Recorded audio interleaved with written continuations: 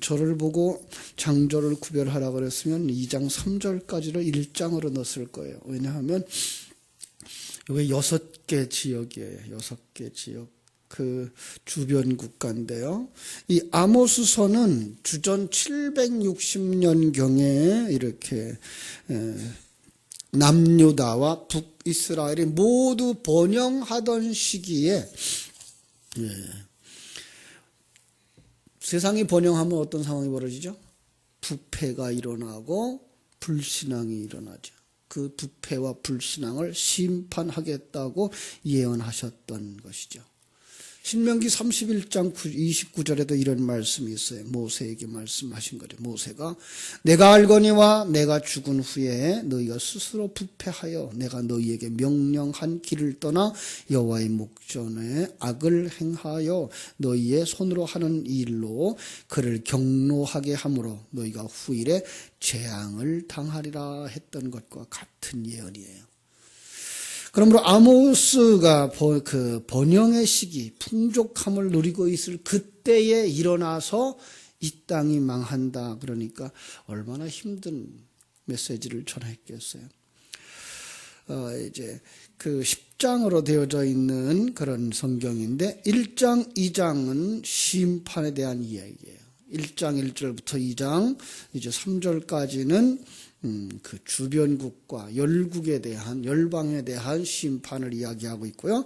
2장의 나머지 부분에서는 유다와 이스라엘의 범죄를 이야기하고 있고요. 이제 3장부터 6장까지는 세 편의 설교가 있어요.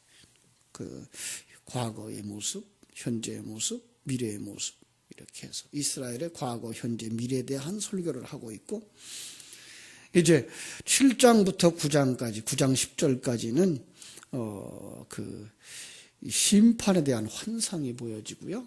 그 다음에 이제 9장 10절부터 11절부터 10장 15절까지는 회복에 대한 이제 약속이 주어져 있어요. 똑같은 얘기죠. 제가 하는 말, 성경은 복음서다. 그죠? 바로 우리들의 구원의 문제.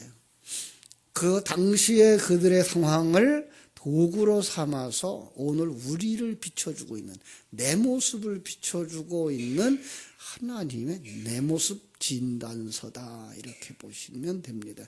이렇게 악하고 이렇게 심판을 받을 수밖에 없는 인생인데 거기서 하나님의 은혜로 구원에 이르게 됐다. 그러니 너는 하나님을 알아라. 호세아에서는 그렇게 말하죠. 여호와를 알라. 힘써 여호와를 알라. 왜요? 하나님을 아는 지식이 없으므로 망한다. 그러니까 보이지 아니하는 하나님, 그죠?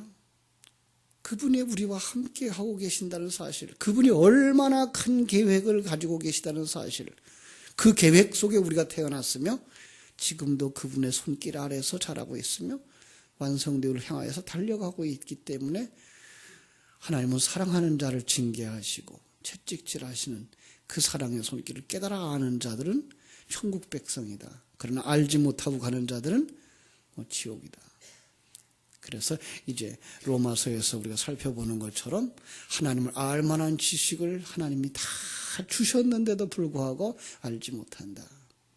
그 이야기를 오늘도 이제 아모스서를 통해서 우리에게 하고 있는 거예요. 그래서 1장과 2장 3절까지는 그 이방, 열방에 대한 이렇게 심판이고요. 2장 나머지 부분은 이제 이스라엘과 유다에 대한 심판에 대한 환변 것이고, 이제 3장에서 첫 설교, 이스라엘의 심판에 대한 예언이 이렇게 나오는데, 오늘은 우리가 1장부터 2장 3절까지 읽었습니다. 6개 지역이라고 그랬어요. 그죠? 그 여기를 읽으면서 이런 것 때문에 지옥 가는구나. 이런 것 때문에 지옥 가는구나. 이런 죄 때문에 그거 보실 수 있으면 좋겠고, 그 다음에 2장을 읽으면서 유다도 뭐 나은 게 하나도 없었네. 이스라엘도 나은 게 하나도 없었네.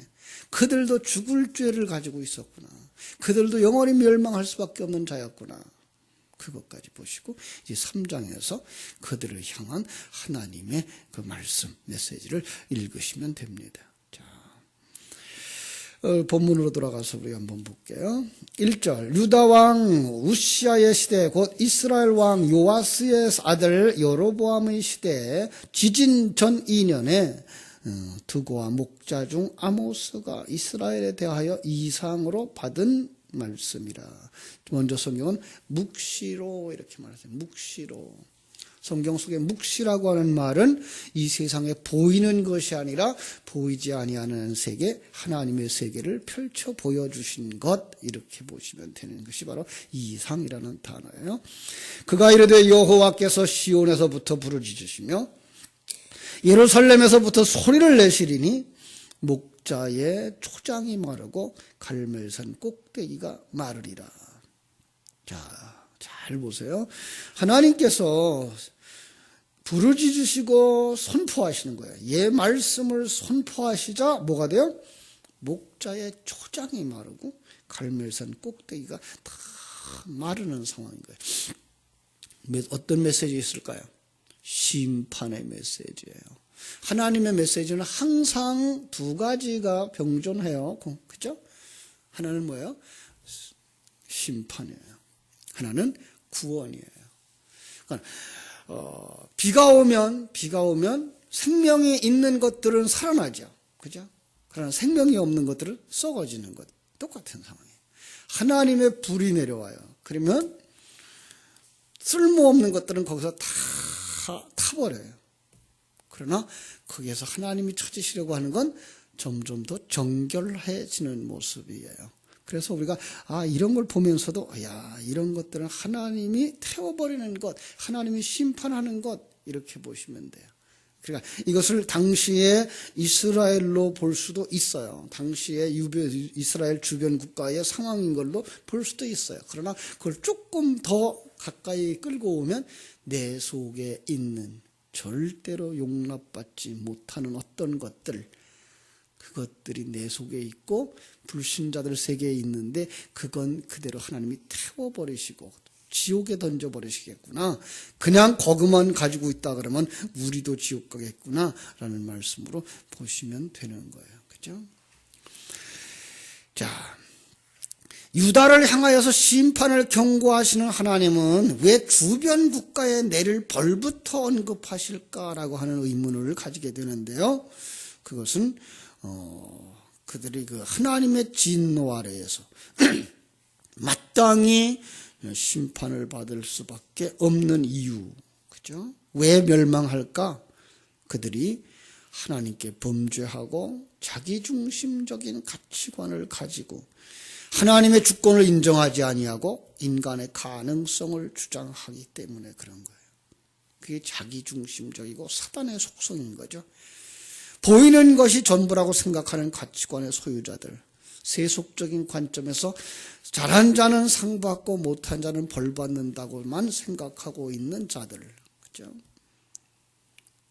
하나님은 그들에게 어떻게 해요? 철저하게 추려내고 응징한다. 그리고 시선을 이제 유다와 이스라엘로 옮겨서 여전히 너희들도 다를 바 없는 죽을 죄인들이다를 들춰내는 거죠. 그러면서 이제 우리도 죽게 되었구나. 우리도 망하게 되었구나. 라고 하는 그들 속에 하나님의 이제 메시지가 나오는 거예요. 왜요? 믿음은 들음에서 나기 때문에 그래요. 그래서 그들 속에 귀 있는 자들, 하나님의 음성을 듣는 자들, 회개하는 자들, 실상은 그것까지는 누가 하셔요? 하나님이 하셔요. 그러니까 누가복음 15장, 16장에 있는 5가지 비유를 가지고서 설명할 때 그랬어요. 첫 번째 비유, 잃은 양을 찾아오는 것. 그게 바로 회개하는 거래요. 양이 찾아오서 이렇게 주인에게 돌아오는 게 아니고 목자가 가서 그죠? 걸어오지도 않아요. 그래서 그를 목에다가 걸고 오는 바로 그게가 회개라는 거죠. 두 번째 비유는 잃은 드라크마를 찾는 비유, 동전이죠. 동전이 어디에서 떨어졌는지 모르는데 그 개가 찾아서 기뻐하는 것이 회개래요. 동전이 어떻게 돌아와요? 동전은 그냥 그 자리에 떨어져 있는 거죠. 주인이 가서 찾아가지고 오는 것, 이게 회개예요. 그러니까 회개했다라고 하는 사실, 난 회개했어, 내가 한 거 아니에요. 하나님의 생명이 우리 속에 들어와서 눈을 열어주시고 깨달아 알게 하시자고, 그리고 하나님께로 돌아가게 하는 것까지도 하나님의 생명이 하시는 거예요. 그래서 이게 하나님의 은혜로구나를 깨달아 알게 될 때 이제 그들은 이제 하나님의 말씀에 의한 삶을 살아가게 되는 것, 이게 진정한 회개인 거죠. 그러면 그들을 위하여 이제 구원을 하고 계신 거죠. 그래서 그들 속에 하나님의 사람을 보내시고 하나님의 사람과 그들이 하나 되게 하시고, 그리고 하나님이 그들의 죄 때문에 심판을 내려요. 그러면 그들을 품고 있는 성자 하나님이 죽으시고 그들 속에서 성자 하나님과 같이 부활하는 것, 이게 바로 구원인 것을 알 수가 있는 거예요. 그런데 이제 3절 보겠습니다. 자, 여기서 이제 우리 여러분 읽으면서 발견했던 것, 계속해서 뭔가 반복되는 단어가 있죠. 그죠? 여호와께서 이와 같이 말씀하시되, 이 말씀하고요. 그죠? 어떤 지역에 서너 가지 죄로 말미암아 내가 그 벌을 돌이키지 아니하리라. 그럼 벌을 그들에게 돌이키지 않으면 뭐야? 반드시 처벌한다. 반드시 처벌한다. 심판한다. 지옥에 가는 거예요. 그죠? 어떤 죄일까요? 우리는 이제 신약 성경으로 와서 보면은 성령을 모독하고 성령을 회방하는 죄. 그거 이제 나중에 더 설명하고요. 이 서너 가지 죄라고 하는 단어가 세 가지인지 네 가지인지 이 뜻이 아니고 세 가지, 네 가지예요. 더하면 7가지예요. 그 단어를 찾아보니까 세 가지, 네 가지 이렇게 돼 있어요. 그러니까 그거 합치면 7가지예요. 완전한 거예요. 그들은 심판을 받을 수밖에 없는 완전한 죄를 가지고 있는 거예요. 철저하게 그들은 심판을 받을 수밖에 없다라는 거죠. 그런데 심판을 하시는 그 하나님의 모습이 참 묘하죠. 뭘 내려요? 불을 보내리니예요. 불을 보내리니. 그러니까 뭘로 하는 거예요? 불심판 이렇게 보는 거죠. 우리는 그냥 불심판 그러면 뭘로 봐요? 그냥 불로 봐요. 유황불만 봐요. 그런데 우리가 조금 더 펼쳐보면 성경 속에서 불은 뭐예요? 성령의 상징이에요. 성령의 상징. 성령으로 보내는 거예요. 성령에 의해서 이들이 이제 멸망당하는 거예요. 자, 그러면 이걸 내 안으로 끌어들이면 내 안에 뭐가 있어요? 하나님을 기쁘시게 하지 못하는 더럽고 추하고 악한 죄가 있단 말이에요. 금방 말한 것처럼 내가 주인인 척하는 거. 탕자처럼 내가 하나님보다는 더 아버지보다 더 잘난 것 같아요. 하나님보다 내가 더 잘난 것 같아요. 그래서 왜 하나님 이렇게 하지? 이렇게 하면 더 좋을 텐데라는 생각을 가지고 있어요. 어리석기 그지없는 거죠. 그죠? 이 우주를 만드신 하나님, 그 크신 하나님이 그 엄청난 계획을 가지고 그 계획 속에다가 먼지 터럭 같은 우리 인생들을 보내셔서 거기서 만들어서 하나님 나라로 데려가시는 그 계획을 가지고 이끌어가고 계신데, 이 역사를 움직여가고 계신데, 우리의 일생을 이끌어가고 있는데 우리가 하는 말이 하나님은 왜 그렇게 하셔? 이렇게 하시면 더 나을 것 같은데 뭘 안다고? 우린 몰라요. 그런데 불구하고 이 교만이 있어요. 이게 누구예요? 이게 탕자예요. 이게 에덴 동산의 아담과 하와예요. 그리고 오늘 현실 속에 있는 우리의 모습인 거예요. 고 자존심, 그리고 고 자기 잘난 거, 자기 마음대로 하려고 그러는 거. 그게 뭐예요? 하나님의 뜻은 생각지 아니하고 사람의 뜻만 생각하는 자. 마태복음 16장에서 뭐라 그랬어요? 사단의 사상인 거예요. 그걸 어떻게 하나님이 구원하시려면 태워버려야 되는데, 그냥 그대로 붙잡고 있으면 영원히 타는 지옥에 던져지는 거예요. 그래서 지금 이 불신의 나라들, 열국을 향하여서 이들은 절대로 구원받지 못한다, 이런 얘기를 하면서 7가지 죄로 말미암아 그가 그 벌을 돌이키지 아니하란다, 못한다. 절대로 완전히 심판을 받을 수밖에 없다라고 말하는 거예요. 어떤 죄예요? 어떤 죄? 자, 가만히 보세요. 5절. 내가 다메섹의 빗장을 꺾으며 아웬 골짜기에서 그 주민들을 끊으며 벳 아웬에서 규 잡은 자를 끊으리니 아람 사람이 사로잡혀 기르에 이르리라. 이렇게 말씀했어요. 자, 여기 그 아웬 골짜기에서 그 주민들을 끊는데요. 하나님의 백성들을 죽여버리는 거예요. 또 누구를 죽여요? 벳에덴에서, 벳에덴이라는 말은 뭐예요? 에덴의 아들이에요. 에덴의 아들이 규잡은 자. 이걸 옛날 성경은 홀이라고 그랬죠. 뭘 상징한 거면 왕의 상징이에요. 왕이 잡은 그 작은 지팡이, 지휘봉과 같은 것, 그 왕의 상징이에요. 그를 죽이는 거예요. 누구예요? 진정한 왕, 하나님의 진리를 거절하는 자. 절대적으로 거절하는 걸 이를 홀을 잡은 자를 끊었다라고 묘사하고 있는 거예요. 다시 말하면 하나님이 계속해서 진리를 보내주셔요. 이게 왕이야. 하나님이 왕이야 라고 말하는데 거절하는 거죠. 하나님의 주권을 인정하지 않는 자들 뭐 할 수밖에 없다? 지옥에 갈 수밖에 없다. 심판을 받을 수 없다라는 거예요. 심판을 받을 수밖에 없다라는 거예요. 그래서 불을 보내어서 그죠? 그 벤하닷 폭풍의 신이라는 거예요. 폭풍의 신. 그것을 끊어버려요. 그죠? 내가 하사엘의 집에 불을 보내고 또 4절에 보니까 벤하닷의 궁궐을 불사른다라고 말씀하고 있는 거예요. 폭풍의 신의 아들 궁전을 불사르는 거예요. 바벨탑과 그 사상을 불살라버리겠다. 그것은 영원한 지옥에 던져버리겠다라는 말을 하고 있는 거예요. 6절부터 8절에 보면 가사라고 하는 나라가 나와요. 그죠? 6절부터. 그죠? 가사에도 서너 가지, 세 가지, 네 가지, 일곱 가지 죄로 말미암아 내가 그 벌을 돌이키지 아니하리니 이는 그들이 모든 사로잡은 자를 끌어 에돔에 넘겼음이니라. 예. 참 그래도 또 얘기하죠. 내가 8절 내가 또 아스돗에서 그 주민들과 아스글론에서 귤을 잡은 자를 끊고 그 손을 돌이켜 에그론을 치고 블레셋에 남아있는 자가 멸망하리라. 주 여호와께서 말씀하시니라. 그러니까 여기서도 역시 마찬가지예요. 하나님의 말씀을 거절하고 죽이고 6절 사로잡은 자를 끌어다가 에돔에 넘겨요. 팔아먹은 거예요. 이스라엘의 대적자들에게 팔아넘은 거예요. 누가 생각나죠? 요셉을 팔아먹은 형제들. 그죠? 사단의 왕국이죠. 에돔의 상징은 에돔의 그 에덴의 뱀 같은 놈이죠. 그죠? 그들은 반드시 심판을 받는다. 9절 10절 두로죠. 두로. 어떤 죄를 범했을까요? 이는 그들이 그 형제의 계약을 기억지 아니하고 언약이에요. 언약. 그러니까 하나님과 맺은 그 언약을 기억지 못하는 거예요. 뭐 한 거예요? 언약을 버린 거예요. 그리고 모든 사로잡은 자들을 또다시 에돔에 넘겨요. 똑같은 거죠. 그죠?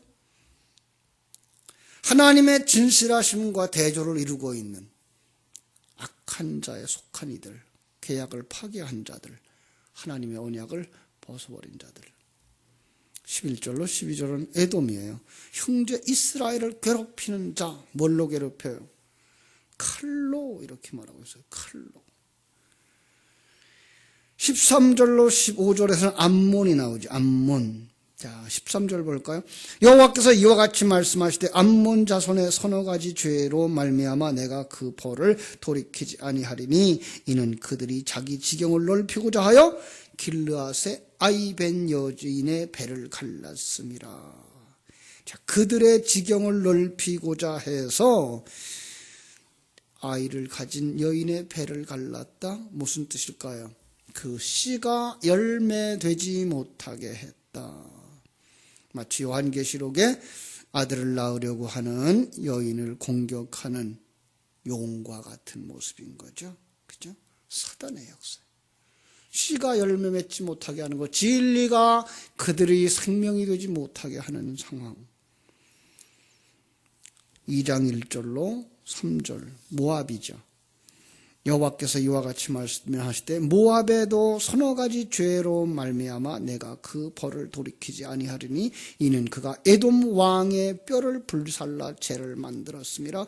내가 모압에 불을 보내리니 그리옷 궁궐을 사르리라. 모압이 요란함과 외침과 나팔 소리 중에서 죽을 것이라. 내가 그 중에서 재판장을 멸하며 지도자들을 그와 함께 죽이리라. 여호와께서 말씀하셨느니라. 이 암몬과 모압은 누구의 자손이죠? 롯과 그의 자녀들, 그렇죠? 큰 딸과 작은 딸이 낳은 자녀들, 불륜, 그렇죠? 불륜의 자손, 불의의 자손, 자기의 유익을 위해서, 그렇죠? 무엇이든지 할 수 있는 자들, 자손을 불 가운데로 지나게 하는 자들, 우상 숭배자들의 상징인 거죠. 이런 자들은 어떻게 된다?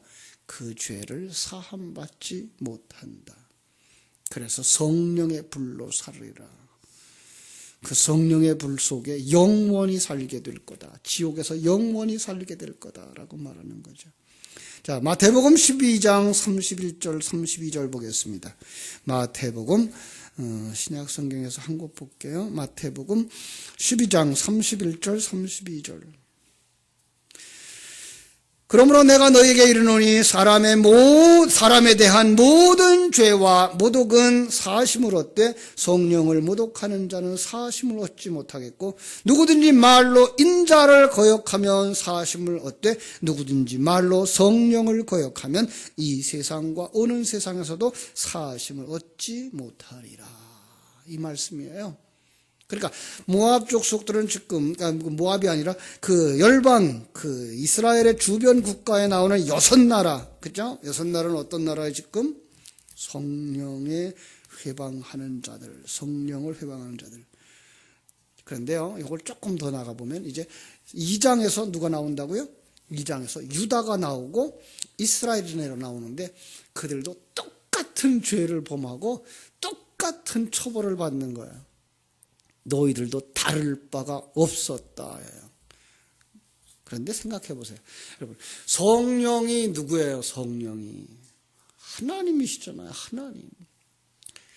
먼지가 하나님의 역사를 가로막을 수 있어요? 없어요. 하나님이 그들에게 생명을 주시지 않은 것이고요. 그들에게 은혜를 베풀지 않은 거예요. 하나님이 우리는 그 안에서 돌이켰다 그러면 우리는 어떤 사람들이에요? 하나님의 그런 은혜를 받았구나. 야, 우리가 철저하게 멸망받을 수밖에 없는 악하기 그지없고 나만 생각하기 그지없고 내 인생의 행복만 생각할 수밖에 없었던 이렇게 강팍한 자였는데 나 같은 자를 구원하시는 하나님의 그 은혜를 깨달아 알도록 이렇게 강하게 아주 포악하게 그리고 죄악된 그 자들을 심판하신 하나님의 심판이 먼저 선포되고 있는 거예요. 우리는 어떻게 됐다고요? 우리도 똑같은 자였다고요. 그런데 어떻게 그 설교가 들려요? 어떻게 자기를 부인하고 자기 십자가를 쫓아오라고 하는데도 불구하고 그게 따라가요? 은혜 받은 자들이에요. 이 새벽을 깨우는 성도들, 주님 앞에 나와서 자기를 내려놓고 주님의 은혜를 구하면서 주님의 뜻을 깨달아 알고 주의 말씀을 따라가는 자들, 은혜 받은 자들이에요. 그것은 바로 누구예요? 성령을 받아들인 자들이에요.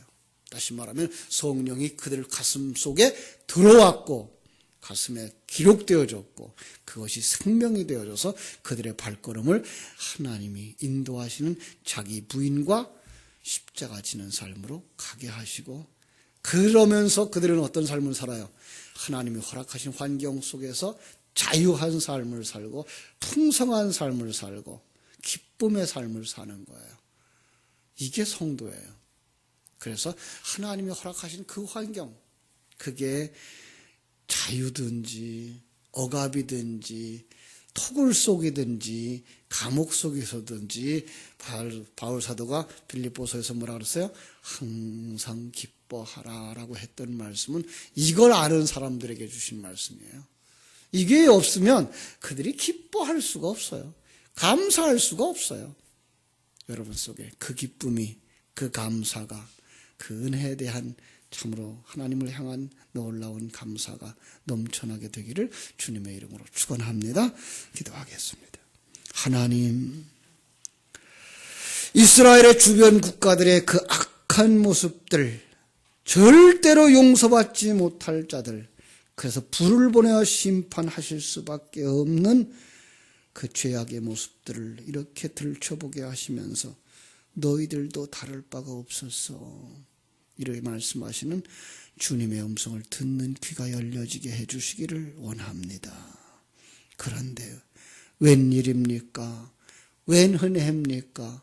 저희들이 하나님 앞에 죄를 사함받은 자가 되어져 하나님 앞에 서서 하나님, 나 여기 있어요, 내가 하나님의 아들이잖아요 라고 말할 수 있게 된 것은 얼마나 큰 은혜입니까? 그 은혜를 헤아려 아는 자들, 하나님의 손길을 깨달아 알고 하나님이 허락하신 그 환경 속에서 하나님을 기뻐하고 찬송하고 감사하고 즐거워하는 자가 되게 하여 주시기를 원합니다. 그래서 하나님이 허락하신 이 환경 속에서, 하나님이 허락하신 우리 가정 속에서, 하나님이 허락하신 내 인생의 지금 이 나이 속에서 정말 하나님의 손길을 느끼면서 감사할 수 있게 해주시옵소서.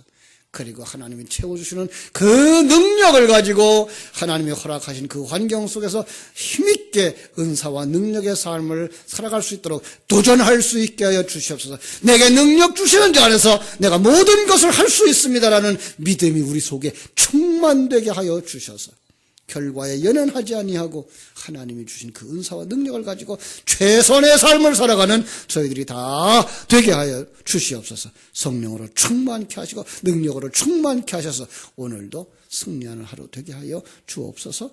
예수님의 이름으로 기도하옵나이다. 아멘.